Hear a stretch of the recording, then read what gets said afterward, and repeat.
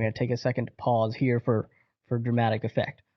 But at what severity of symptoms do you pull back? Is it after you feel overwhelmed, or is it before?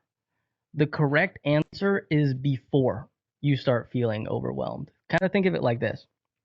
If you're on a roller coaster and you start getting nauseous on the ride and you feel like you're about to throw up, the ideal time to get off that ride is right before you're about to throw up, not after you've puked. If you've already puked afterwards, it's time to go home from the theme park. But if you got off the ride right before you puked, you just take 10-15 minutes to sit down, recompose yourself, let the nausea come down, and continue to walk around the theme park.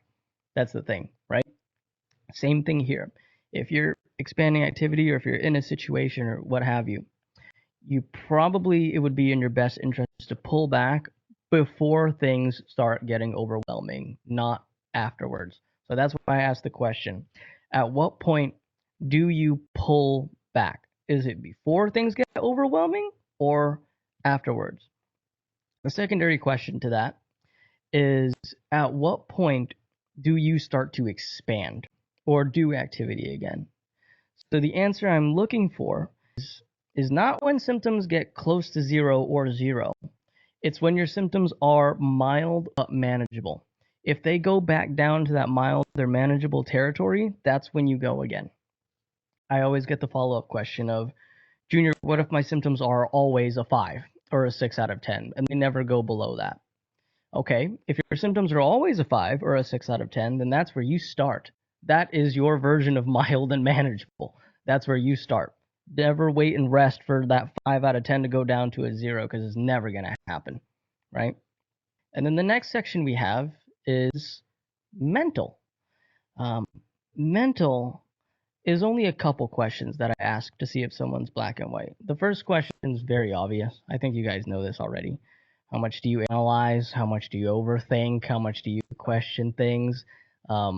Especially things that haven't happened yet. How much do you dwell on things that have already happened? Right? That's the first question. How much do you overthink in general? Okay. And the second question, and you'd be surprised that this falls under mental and not emotional. How quick are you to get angry or specifically offended when people say things? How quickly are you to get triggered? The reason that question is under the mental category and not the emotional category is because in order to take offense to something, you first have to think about it and analyze it, most of the time in a deep way, right? I'm not saying all overthinkers are angry people who take offense to things. What I am saying is, from what I've observed, people who take offense to things or get angry or triggered really easily are often overthinkers, though. That is something I've absolutely noticed in all of my years of coaching. So you got to ask yourself a couple of those questions if they apply to you. They could be a black and white roadblock.